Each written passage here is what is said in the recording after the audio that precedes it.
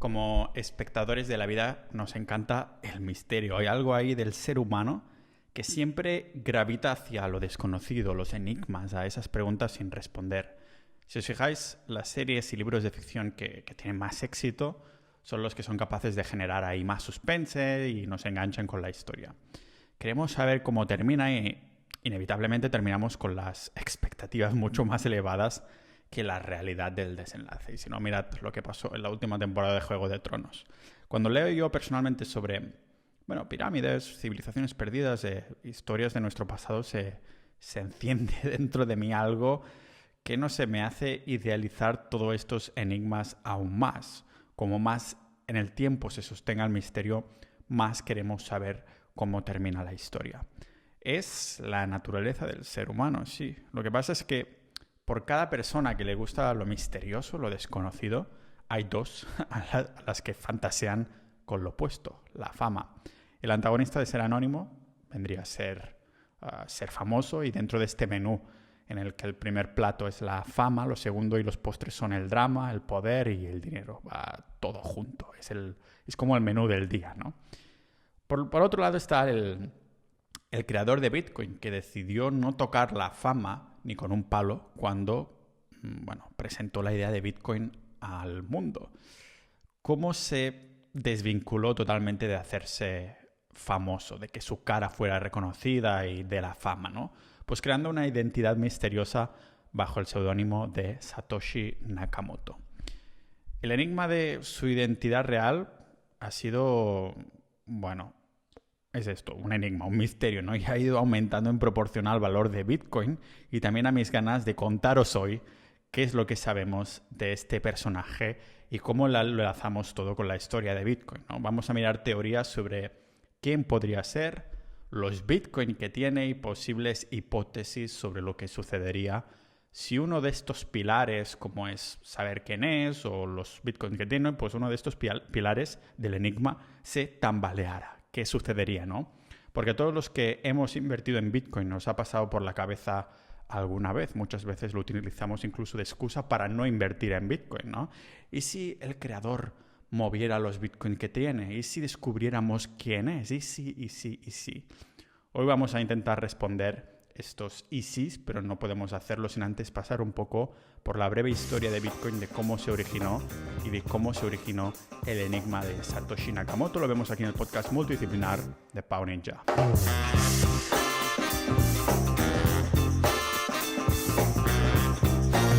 Antes de empezar, dar las gracias muy rápidamente al patrocinador de hoy, que a muchos ya os sonará si estáis en el mundo de Bitcoin, y es Bit2Me.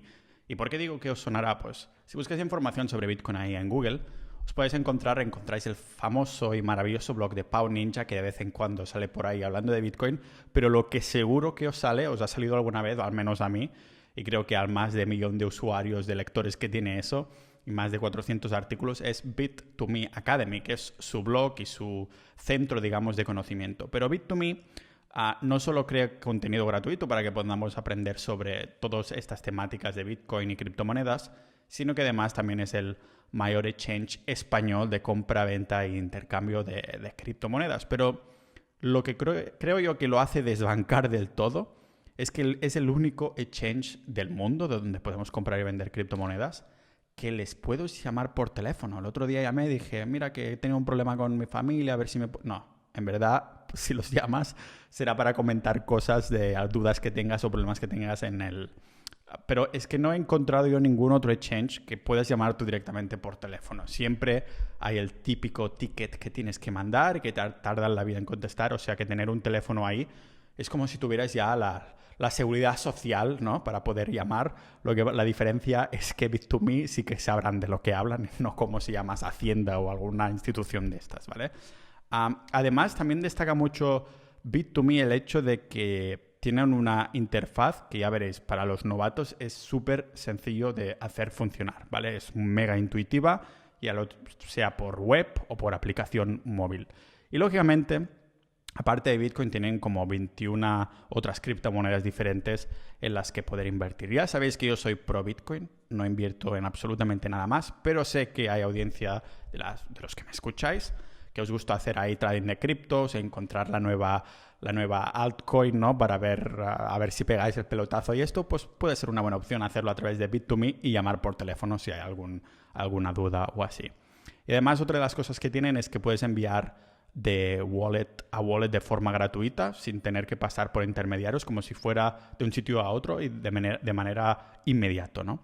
Así que muchas gracias a Bit2Me para patrocinar este episodio del podcast, que seguro que os va a encantar y, como no, vais a tener, con el enlace que os dejo en las notas del episodio, vais a tener ahí 5 euros me parece que eran. Así, bueno, clicad y comprobadlo vosotros mismos, que creo que os va a gustar.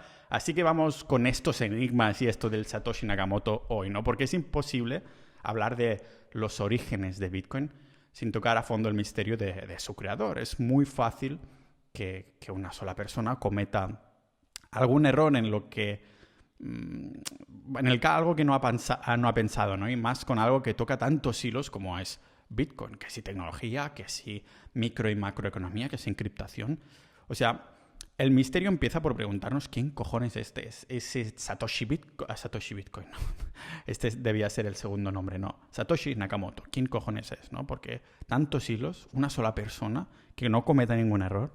Así que mucho se ha especulado de que el creador de Bitcoin no podría haber sido una sola persona, sino un grupo entero que firmaba bajo el nombre el seudónimo de Satoshi Nakamoto. La realidad es que no sabemos a ciencia cierta si se trata de un hombre, una mujer, un grupo de personas o un helicóptero de color azul del cielo celestial todopoderoso definitivo. No lo sé. La teoría más plausible, eso sí, es que Satoshi fuera un hombre, y no lo dice el patriarcado, sino que lo vemos en algunas de sus pocas apariciones en foros de internet y escritos, como si hablara rollo hombre, ¿no? A no ser que también nos la haya jugado con esto. A saber, ahora indagaremos, ¿vale? Todo es posible, todo es posible menos que haya 21 millones de Bitcoin en circulación, que ya sabéis que esto está programado así. Pero, sí, este es el nivelazo de conocimiento que tenemos de la identidad más escurridiza y que más misterio ha llevado a la historia monetaria.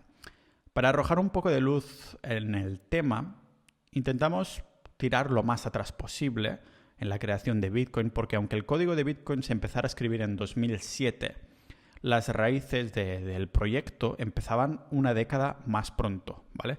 Se cree que esta semilla que se plantaría en la cabeza masculina, no, supuestamente de hombre, de Satoshi Nakamoto, por ahí en los años 80 y 90, fue David Chaum, porque en esos años se publicó el trabajo de este hombre, de David Chaum, que es un informático aficionado a la criptografía, que publicó Blind Signatures for Untraceable Payments, que traducido así de mi super inglés americano vendría a significar firmas ciegas para pagos sin rastro.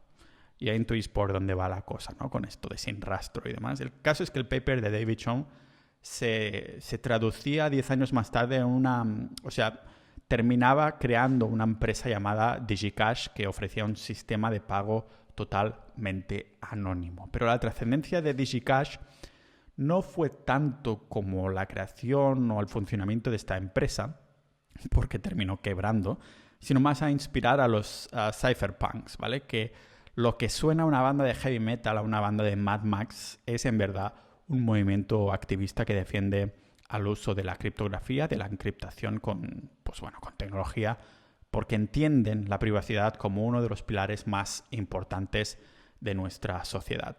Vamos, que estos activistas ya eran unos avanzados a su tiempo como tal, porque justo se empezaba a usar los ordenadores, o sea, ya estaban avanzados a eso. Y no creo que aún hubiera mucha gente que se preocupara por su privacidad. Esto se ha aumentado mucho, nuestra preocupación por la privacidad, desde que han salido los ordenadores y sobre todo desde que se empezó a usar el Internet, ¿vale?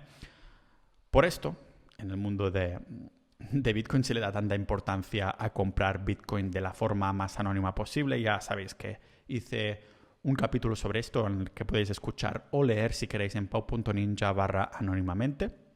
El caso es que la privacidad ha sido una preocupación que hemos incorporado por esto que he dicho, ¿no? Pero es lo de siempre, lo típico de no te das cuenta de lo que tienes hasta que lo pierdes. Lo que podemos dar por hechos que el creador de Bitcoin sabía de la corriente de los cypherpunks y que incluso estaba involucrado con ellos y hasta conocía a algunos de sus miembros más activos y populares.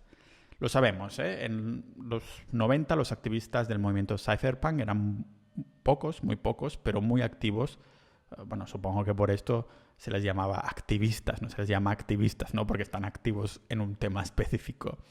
Y bueno, un punto de reunión de estos cypherpunks eran las listas de correos, los boletines, las newsletters de toda la vida. Claro que en esa época una lista de correo de este estilo era mucho menos voluminosa, con pocos cientos de personas en vez de miles, como hay ahora, y era más parecida a los foros actuales de Internet, ¿vale? Porque todo el mundo se iba respondiendo y se iban generando hilos. Yo, por muy activista que fuera, lo hubiera dejado, porque ya sabéis lo que odio los emails. Intento dejarlo siempre limpio y por esto tengo a Doraemon, a mi asistenta, respondiendo a mis emails y filtrándolos, porque odio los emails, ¿vale? Algunos cypherpunks, lógicamente, no los odiaban, por eso estaban en estas listas y no había demasiado foro entonces, y sí que se habían puesto cara porque se reunían en California, que en esos momentos era como el centro más importante del movimiento de la encriptación, del cypherpunks, ¿no? Por esto se ha llegado a hipotetizar que a lo mejor lo más probable es que Satoshi Nakamoto interactuara en esas listas de correo, aunque nunca bajo este seudónimo, sino que utilizará otro nick o incluso su nombre real. Que solo empezara a utilizar el nombre de Satoshi Nakamoto cuando quiso lanzar el proyecto de Bitcoin.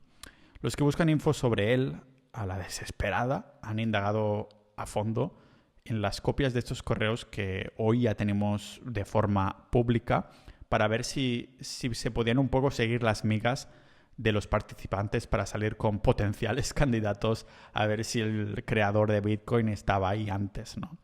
Pero hasta el día de hoy no se ha sacado ninguna agua clara. Lo que está claro es que Satoshi fue el catalizador de la creación de Bitcoin, la mente detrás del proyecto, pero no fue el único que participó en su creación, porque hubo todo un equipo ahí de desarrolladores y de cypherpunks que se fueron apuntando poco a poco al proyecto para colaborar. A día de hoy sabéis que Bitcoin es mega colaborativo y hay un montón de gente, ¿vale? En 2008 Satoshi Nakamoto lanzaba ahí el documento que a todos seguro que os suena y es el White Paper, el famoso White Paper. Este paper donde se explicaba el proyecto de Bitcoin y que fue compartido por primera vez en una de estas listas de correos de los cypherpunks, ¿vale? Aunque sabemos que Satoshi tenía contactos con alguno de sus miembros a través de email, parece que nunca se sacó la máscara ni dio ninguna pista a nadie de su identidad real. También tenemos que decir que cuando lanzó esta idea de el white paper en estas listas de correo no tuvo muy buena recibida, porque siempre hay gente por ahí que intenta sacar algo nuevo, algo que estaban ya un poco, los cypherpunks estaban ya un poco de que sí, muy bonito, ¿no? Pero se notaban ahí en esos white papers las influencias de Satoshi. Por ejemplo, en una de las referencias que hay en la bibliografía del white paper vemos que Satoshi se inspiró en el proyecto llamado B-Money, que es una idea de dinero que Wei Dai publicó en 1998, pero nunca terminó siendo más que esto, una idea. DigiCash también fue una inspiración que ya hemos mencionado antes, que fue, una década antes.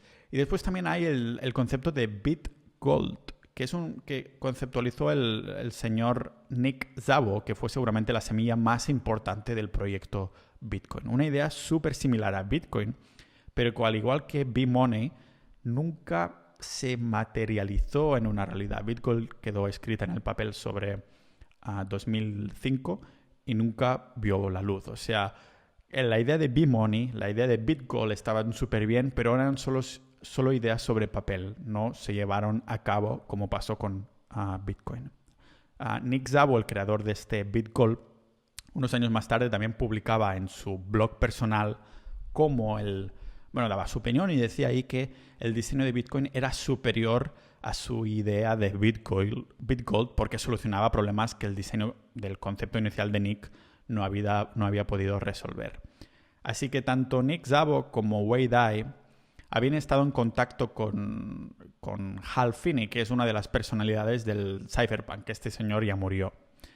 Y es un informático, Hal Finney, que fue no solo el primer colaborador en ayudar a Satoshi Nakamoto a desarrollar Bitcoin, sino el impulsor de la primera transacción de Bitcoin de la historia. Exactamente, porque el primer intercambio de Bitcoin fue entre Satoshi Nakamoto y Hal Finney, una persona a la que Satoshi parecía admirar por cómo interactuó con Hal Finney en el foro de Bitcoin Talk. Y lógicamente, a las fuentes y referencias a las que os vaya diciendo, voy a ponerlo en las notas del episodio, ¿vale? Ahí en enero de 2008, estos dos personajes minaron el primer bloque de Bitcoin y se aprovechó al minar este bloque de Bitcoin para grabar un mensaje al que podemos leer, y os dejo una imagen también en las notas del episodio. ¿Y qué ponía en este mensaje? Decía: The Times, 3 January 2009. Chancellor brings of second bailout for banks. Os mola, mi acento americano.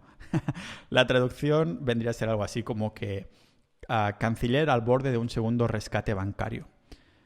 Al parecer, nosotros no éramos los únicos enfadados al funcionamiento del sistema bancario actual. En el mensaje vemos una referencia a The Times, que es un periódico sobre uno de los titulares de la crisis financiera del 2008 y 2009, ¿vale? The Times era un periódico inglés, o sea que podría ser una referencia que tal vez Satoshi era inglés o no.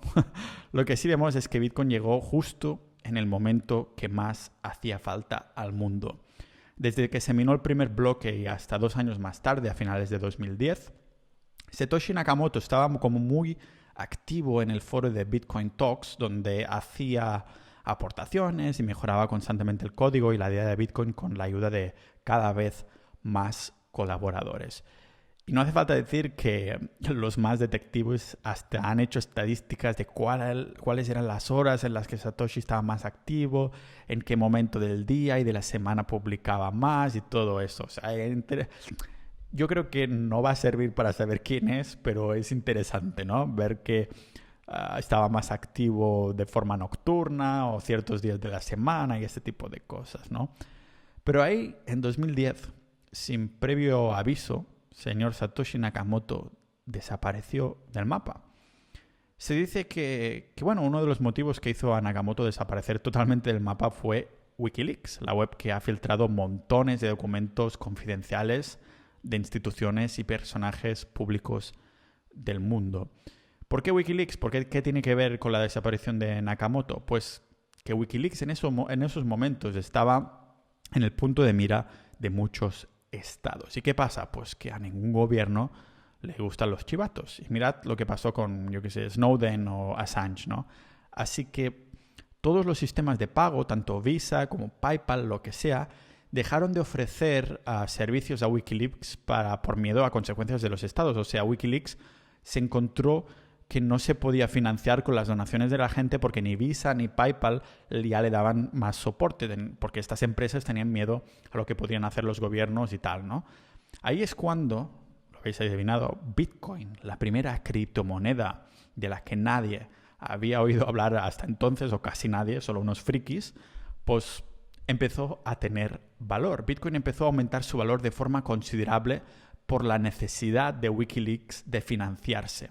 Se creó una sinergia enorme porque Wikileaks pudo encontrar una financiación alternativa que no estaba al alcance de ningún gobierno. Y la otra cara de la moneda es que la propia Wikileaks fue el catalizador que hizo que Bitcoin estuviera en boca de todo el mundo y se adoptara masivamente, al menos por ciertos grupos, ¿no? Para decirlo así, pero que empezara a salir a los medios y todo eso.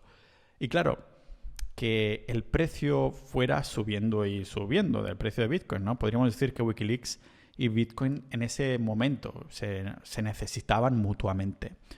Hubo mucho más debate también sobre esta sinergia, como digo, en los medios, pero también en el propio foro de Bitcoin Talk, donde Satoshi frecuentaba. De hecho, respondió a algunos mensajes en un hilo del foro donde se debatía el tema de Wikileaks y bueno, el señor Nakamoto dijo textualmente, Wikileaks ha golpeado la colmena de abejas y el enjambre viene hacia nosotros. Poco después de este mensaje, nadie volvería a saber de Satoshi Nakamoto. Un señor que se tomó muchas molestias desde el principio que empezó a interactuar en los foros y boletines de criptografía para no dejar ningún tipo de rastro. Estaba usando un seudónimo y no dando nunca ninguna pista de su identidad real, lógicamente. También parece que usaba un navegador Tor, que a algunos os sonará eso del Tor, que no es el dios ese, que no deja de ser un navegador que hace casi imposible rastrear el que lo usa. Y también evitando dar información que no fuera necesaria. Como si fuera un juego de póker, ¿no? Los más detectives intentarían sacar algo de información sobre el tipo de persona que es Satoshi, era Satoshi según las palabras que usara o dejara de usar. Por esto, no se cree que fuera una casualidad que desapareciera justo poco después del escándalo de Wikileaks. ¿Por qué? Pues pensadlo, ¿no? La desaparición de su creador, de Satoshi Nakamoto, es uno de los pilares que hacen solidificar la idea de Bitcoin, de la descentralización total de Bitcoin. Si tuviéramos a una persona que fuera la cabeza, el representante, pues recaería en sus espaldas muchísimas noticias y presiones, por mucho que Bitcoin fuera oficialmente descentralizado y de nada dependiera el camino al futuro de la criptomoneda. Lo más probable es que desapareciera cuando Wikileaks empezó a aceptar Bitcoin precisamente para que no pudieran manchar o atacar el proyecto de Bitcoin directamente buscándolo a él. Y que ya de paso, pues así se solidificara más la idea de la criptomoneda y se hiciera lo más neutra posible. Claro, imaginaos a Satoshi que usó su nombre real y además nunca ocultó su identidad y se fuera ahí de fiesta conduciendo a 250 kilómetros por la autopista, emborrachándose, saliendo ahí en la portada de lecturas y cosas así. Eso yo creo que repercutiría directamente en la imagen de Bitcoin. Hay una conexión como no directa, pero sí indirecta. Aunque Bitcoin fuera descentralizada, si estuviera attached, como dicen en inglés, si estuviera vinculado a la cara de alguien, cambian mucho las cosas. No creo, por ejemplo, que Tesla hubiera puesto 1.500 millones de su capital en Bitcoin si esto estuviera asociado a un tío específico, que se va por ahí a liarla, por ejemplo. O que no la lía, pero que estás con el miedo constante de, ostras, a ver si me va a salir una mala noticia y esto va a afectar el precio de este valor, de este activo que en teoría tiene que ser neutral, ¿no? Pero pensadlo, ¿quién es la cara del oro? Nadie. ¿Quién es la cara de Bitcoin? Satoshi Nakamoto, pero resulta que Satoshi Nakamoto no tiene cara. Así que, ¿cómo le asociamos una imagen que vaya más allá del misterio, ¿no? Los más idealistas, llegados a este punto, dirán que hizo un intercambio. El señor Satoshi Nakamoto hizo un intercambio de algo por nada y desapareció, como si fuera un regalo al mundo, ¿no? Casi. Tal vez en parte lo hizo, pero creo que la desaparición total era el paso natural no solo para hacer Bitcoin neutral y descentralizado total, sin ninguna cara que lo represente o hablara por él, pero también por su propia seguridad, por la seguridad del propio creador. Hemos visto una y otra vez inventos que ponen en peligro el status quo de los gigantes y del poder, y esta gente desaparece misteriosamente. Me acuerdo hace unos años un tío inventó un coche que iba con agua del mar, agua salada, y el tío desapareció. Después otro que no sé qué inventó también, que dice, usted, esto revolucionará el mundo. Y encuentran su cadáver, ¿no? Qué casualidad. O lo podemos ver en el caso de Julian Assange o de Snowden, que se tienen que refugiar como puedan porque les van detrás por filtrar información. Imagínate si es crear algo que, o sea, no es una idea como la información que depende cómo la apliques o la interpretes. No, es algo que pone de jaque al sistema monetario actual.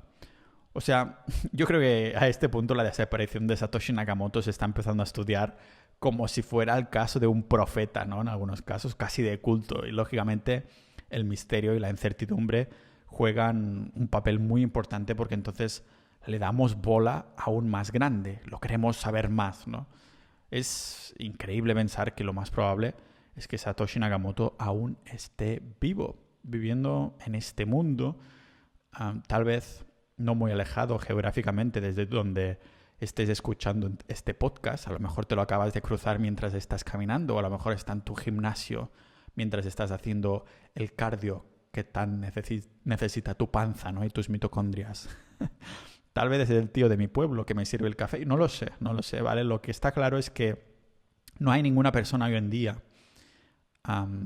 que fueran capaces voluntariamente de decir no a ser uno de los personajes más ricos y famosos del mundo, porque ahora hablaremos de la pasta que tiene este señor supuestamente. Porque claro, existe el cliché de que el poder corrompe al individuo, pero es chulo ver que hasta ahora al menos no ha sido el caso de Satoshi Nakamoto. O que tal vez se haya forzado a sí mismo a no poder acceder a este poder y esta riqueza. Tal vez él era consciente en los inicios de crear Bitcoin que había posibilidades de que el proyecto tuviera éxito y que si lo hacía habría que curarse en salud para que el poder y la riqueza no lo corrompieran, ¿no? Ahí quemando puentes y barcos igual que él quería quemar a los bancos. No sé, yo creo que eso lo decía el libro de Antifrágil, que siempre... No sé si lo decía el libro de Antifrágil o de Atomic Habits, hábitos atómicos, que siempre elegimos los caminos con menos resistencia. Es la tendencia humana, ¿no? Siempre. Si sabes que vas a hacer algo en el futuro, tienes que crear un ambiente, un entorno en el que te sea absolutamente imposible hacerlo, por mucho que quieras en ese momento. Y da que pensar si el progreso de la humanidad depende de esas personas a las que el poder no puede corromper, o tal vez depende de las personas que se fuercen a sí mismas a no corromperse. Se cree entonces que el creador de Bitcoin estaba incluso avanzado a su tiempo, ¿no? De hecho, es una de las teorías que más me gusta, en las más conspiranoicas de todas, que dice eso, ¿no? Que Satoshi Nakamoto fuera un alienígena o una civilización avanzada en el tiempo que nos diera Bitcoin como regalo para poder avanzar. Y diréis, hostia, poder avanzar. Si miramos el gráfico de grandes invenciones de nuestra historia desde el año 1700, este gráfico, lógicamente, en las notas del episodio, pues vemos como cada vez creábamos más cosas, más inventos trascendentes. Pero justo en 1971 empezamos a bajar en la creación de estos inventos trascendentes por primera vez en la historia. ¿Por qué? Porque justo en ese año, ¿no? Pues resulta que en el año 1971, si escucháis este podcast ya sabéis que voy a decir, es el año donde salimos del patrón oro, el año donde todos los países del mundo pasaron a utilizar las divisas que hoy tenemos, que son divisas, ya sabéis, sostenidas en nada. Hemos visto desde entonces que tanto la inflación, pero sobre todo la devaluación constante de nuestro poder adquisitivo, y es algo de lo que ya he hablado en este podcast varias veces. Por esto sería inevitable volver al patrón oro o incluso un patrón Bitcoin, ¿no? Lo que está claro es que cuando toque volver será bajo un dinero duro. Satoshi Nakamoto era consciente de los fallos que tiene el oro como valor refugio y por esto decidió la que ahora algunos consideramos una versión mejorada y digital, en vez de analógica, del oro, que vendría a ser el Bitcoin. Para crear un activo así, esta casi entidad tenía que tener conocimientos de lenguaje de programación C++, también conocimientos de economía tanto a nivel micro como macroeconómico y también conocimientos de criptografía. ¿Cómo una sola persona puede conectar tantos puntos a la perfección, ¿no? Por eso da que pensar si se trataba realmente de una sola persona o varias, porque no sabemos mucho de Satoshi Nakamoto. ¿Qué sabemos de él? Así empezando a modo de resumen, pues que es el nombre ficticio del creador de Bitcoin, que bajo este seudónimo publicó el famoso white paper, que lo anunció en 2008, donde explicaba un poco el proyecto. Y aparte de sus interacciones vía email y los foros durante el primer par de años, no hay mucho más que sepamos de él. Una de las pistas que se ha usado para especular quién es Satoshi Nakamoto es su propia publicación del white paper. Porque si os fijaros, que el término white paper viene originariamente de Inglaterra, pero lo más interesante es que, bueno, la manera en la que escribía Satoshi Nakamoto parece que era muy británico también. Había, por ejemplo, la palabra color, ya sabéis, en inglés americano sería color, en inglés británico. Color se escribe con color, pero con una U antes de la R, ¿no? O en inglés americano, programs, pero en inglés británico, programs se escribe con dos M's y terminado en ES, ¿no? Y había palabras muy así, hasta usó la expresión bloody difficult. Os mola, ¿eh? Mi inglés británico. Pero los que sabéis inglés sabéis que la palabra bloody es como un adjetivo que se usa solo en exclusiva en Inglaterra, ¿no? Como sangrantemente difícil, bloody difficult. Pero aparte de esto no se puede saber mucho más, porque la única agua clara que podemos sacar hasta ahora es que el fundador, el creador de Bitcoin, era un maldito genio. ¿Por qué? Pues porque crea un activo con todas las propiedades del dinero duro, sin dejar ningún cabo suelto, ni tecnológico ni económico. Da que pensar entonces si alguien que no quiere revelar su identidad dejaría que se supiera tan fácilmente unos supuestos orígenes ingleses, ¿no? En las aportaciones públicas que hizo en los foros y demás, nunca hizo ningún error gramatical, por lo que lo más probable es que usara algún software de corrección automático configurado en inglés británico y que de vez en cuando soltara alguna expresión como bloody difficult para amasar esa idea de que el tío es inglés, ¿no? Lo más adentro posible nuestro.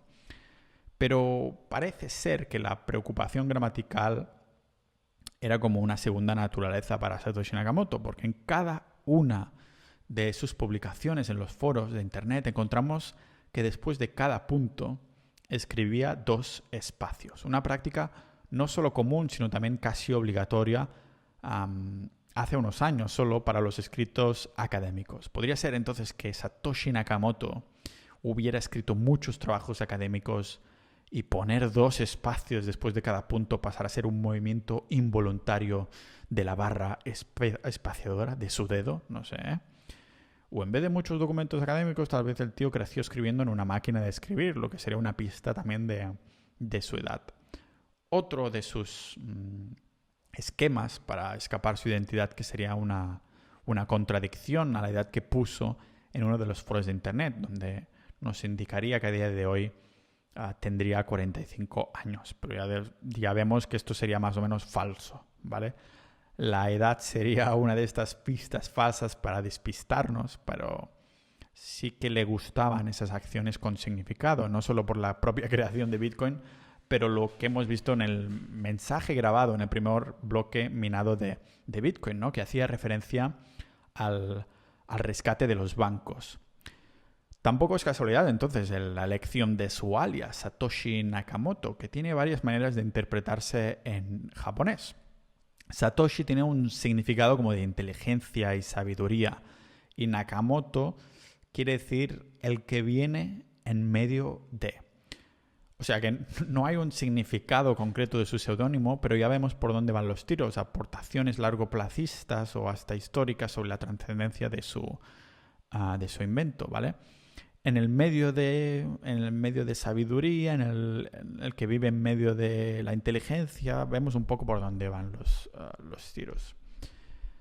Bueno, y esta trascendencia que del nombre, yo creo que se está cumpliendo bastante, ¿no? Es por eso que tal vez el tío, bueno, se curó en salud y sacó el primer millón de bitcoins para él. O sea, para crear Bitcoin hace falta minarlos, eso lo tenemos claro, aunque a lo mejor no tenemos exactamente claro el concepto tecnológico de minar, pero sabemos que hace falta minarlos. Y para resumirlo un poco, diríamos que al principio era mucho más fácil hacerlo que ahora, ¿vale? Y sobre todo mucho más rápido. Lógicamente, si creas una criptomoneda, tú como creador vas a ser el primer que pruebe que todo el sistema funciona correctamente. Pues bien, aunque el total de Bitcoin que existirán en el mundo sabemos que es de 21 millones, porque así está programado y las matemáticas no mienten y eso lo primero podemos ver, el primer millón ha terminado en una cartera que se dice ser de Satoshi Nakamoto. Una cartera con 1 millón de Bitcoin. que, bueno, tiene un valor a miles de millones de dólares, de euros, que desde su minado nunca se han movido. Es la cantidad de Bitcoin acumulada más alta que existe entre todos los tipos de monederos que hay, que existen en el mundo. Claro, si multiplicamos este millón por el precio de hoy, que hoy estaba, me parece que a unos 48.000, pues nos sale que este señor se plantaría en el top de la lista Forbes como una de las personas más ricas del mundo. De todas formas, no podemos saber cuánto tiene exactamente de Bitcoin, porque podría ser que incluso tuviera más carteras, otras carteras de Bitcoin, ¿vale? Podría ser que Nakamoto hubiera decidido empezar a comprar Bitcoin como un usuario normal, a lo mejor el tío se apuntó a Bit2Me, o quizás que algún día decidiría vender esos millones y hundir el precio. Quién sabe, a lo mejor algún día lo hace, ¿vale? Pero lo que es verdad es que no hundirá el valor de Bitcoin más de lo que ya hemos hundido el valor del dólar, creedme, ¿vale? Pero con esto, yo creo que aquí entramos en el juego de la especulación, en el de y si lo mueve, y si no lo mueve, y si tal, y si pascual, ¿no? Hemos visto posibles motivos que harían que desapareciera, porque querría desaparecer. Aparte de su propia seguridad, también ayuda a crear esa imagen de un dinero duro de verdad, ¿vale? Un dinero duro neutro. Y aquí está la clave, en la palabra neutro. Pero, ¿y si decidiera mover todo ese millón de Bitcoin o incluso venderlo? Podría ser que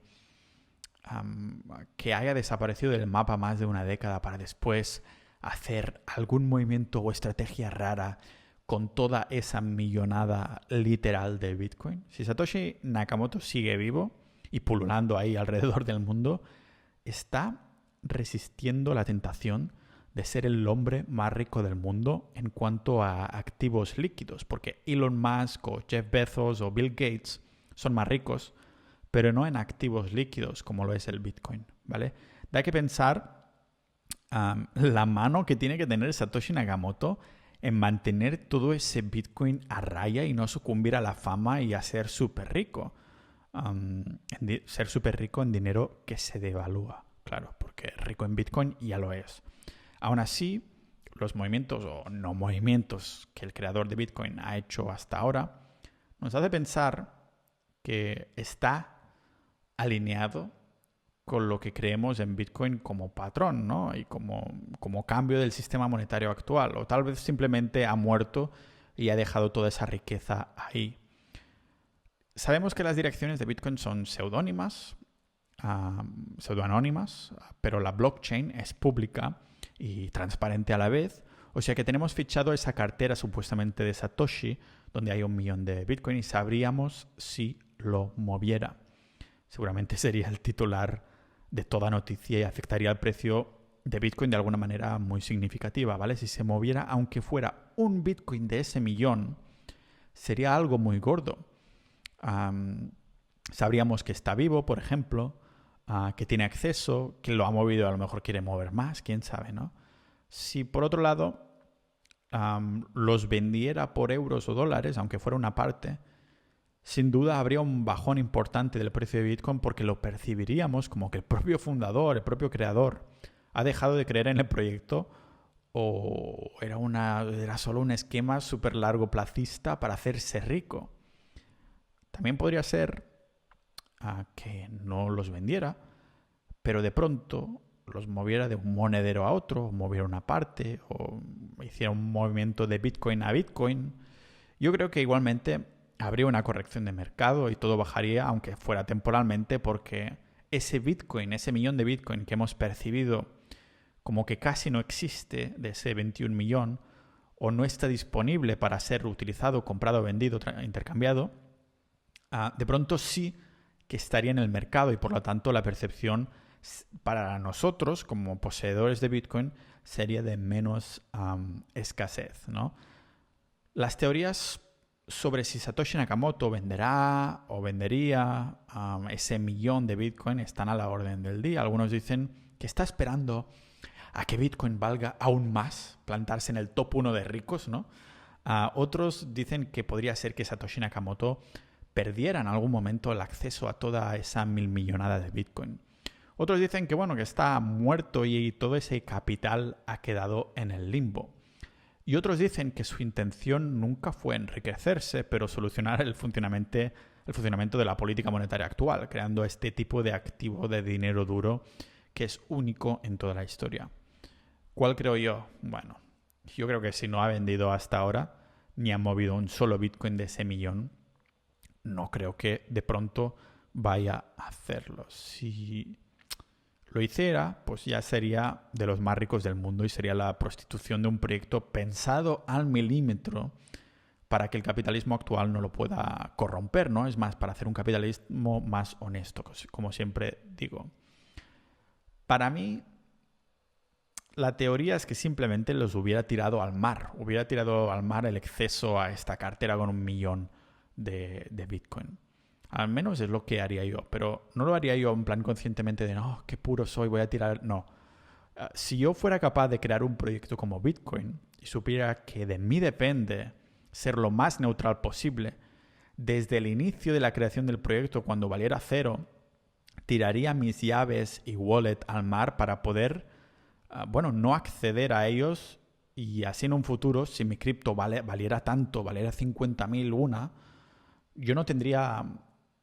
O sea, tendría esos impulsos humanos de quererme revelar o vender para ser mega rico, pero como me hubiera curado en salud con la cabeza fría, al principio y haberla tirado al mar, pues no tendría acceso a ellos. Eso es lo que hubiera hecho yo. Decir, vale, Pau, te vas a corromper porque eso es muchísimo dinero, mejor lo tiras todo ya y así te olvidas de corromperte. A lo mejor te creas otra carterita con 1.000 o 10.000 o 100.000, yo qué sé, depende, ¿no? Pero, ¿y si lo que hubiera pasado es que Satoshi Nakamoto perdió sus claves y acceso a su 1.000 millonada de Bitcoin? Si hubiera algún modo de confirmarlo, de esos 21 millones de Bitcoins máximos que habrá nunca, podríamos virtualmente remover 1 millón de circulación, si podríamos confirmar que Satoshi no puede acceder a esos.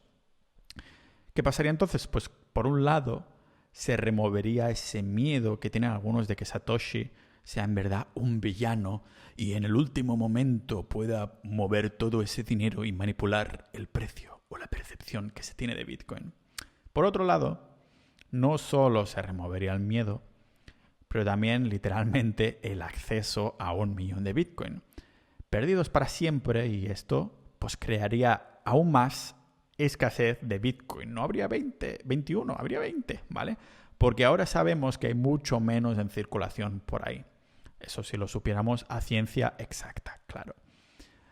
Para que esto se confirmara, yo creo que Satoshi tendría que volver a entrar a una de sus cuentas de estos foros de Bitcoin y decir, he tirado mis llaves o algo así. Lo que pasa es que tal vez nunca sabremos si Satoshi tiene acceso a esta cartera, si la destruyó o qué, a no ser que los mueva, claro. Yo no creo que los haya perdido.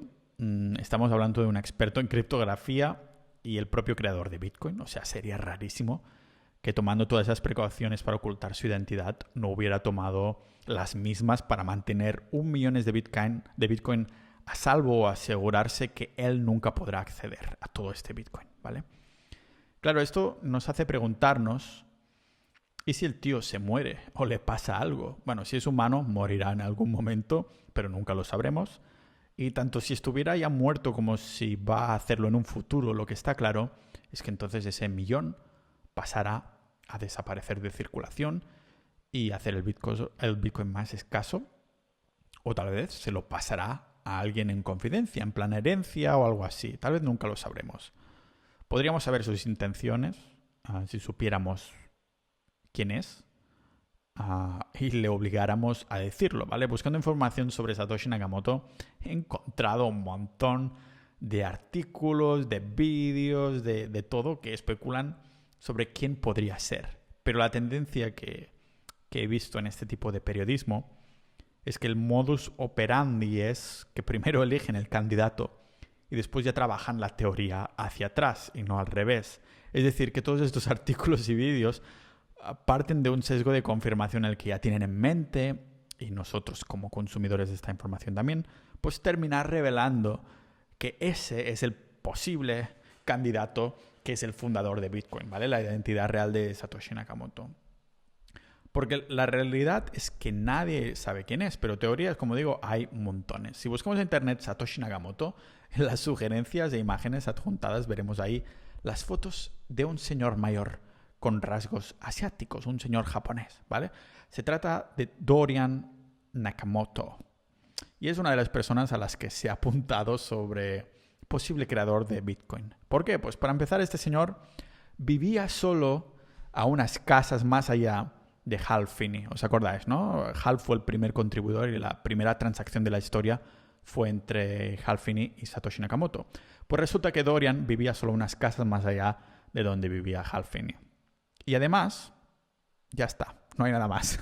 Aparte de una cara japonesa y un nombre exacto, no hay nada que lo vincule al proyecto, ni por los no conocimientos que tiene el señor, ni por nada por el estilo. Es verdad que, bueno, en 2014, poco después de que se empezara a especular quién podría ser el creador de Bitcoin, la cuenta de Satoshi Nakamoto en el foro de Peer-to-Peer Foundation volvió a la vida diciendo: no soy Dorian Nakamoto.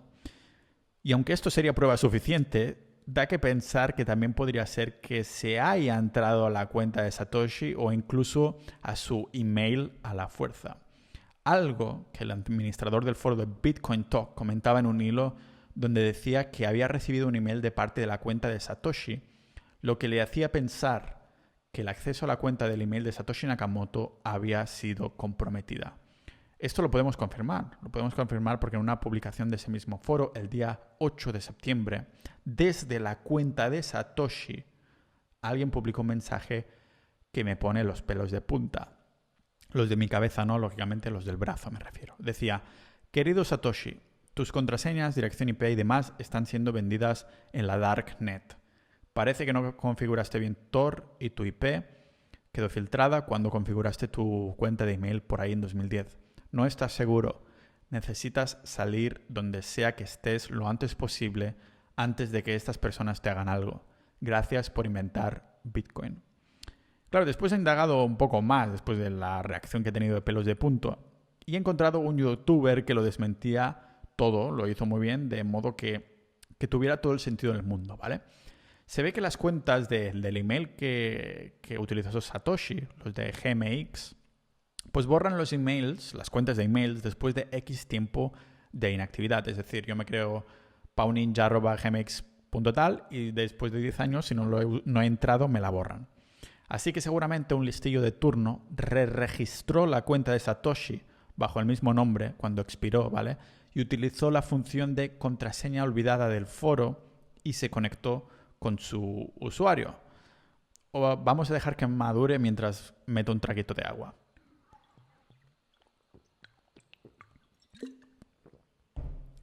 Muy bien.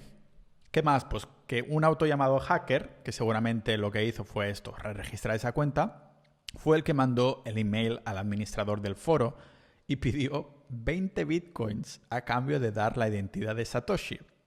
Pero como se vio más adelante, era un farsante de UPA que utilizó este método de registrar la cuenta.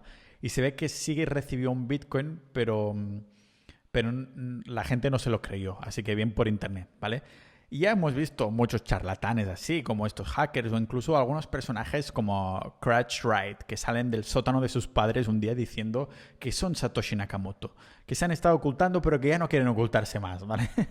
Intentan ahí demostrar con pruebas totalmente insustanciales e intangibles que son el creador de Bitcoin, pero como digo, estoy 100% seguro que solo buscan fama gratis. ¿Cómo lo sé? Pues muy fácil, porque si realmente eres Satoshi Nakamoto, lo único que tendrías que hacer para demostrar que lo eres es decir: mañana voy a hacer un movimiento de un Bitcoin de mi cartera con más de 1 millón de Bitcoin, ¿vale? O sea, lo haces, te transfieres el día de mañana, después de anunciar esto, la mañana siguiente, mueves ese Bitcoin y todo el mundo sabrá que es verdad, que tienes acceso a esa cuenta, ¿vale? Y ya estaría demostrado. En vez de esto, pues todos estos farsantes lo único que hacen es ir pues demandando gente, pues rodeado de abogados e intentando destrozar la comunidad de Bitcoin, ¿vale? Por esto creo que nunca sabremos quién es y que esos Bitcoins nunca se moverán, porque creo que Satoshi lo que quería era precisamente esto: comunidad para desbancar a los bancos.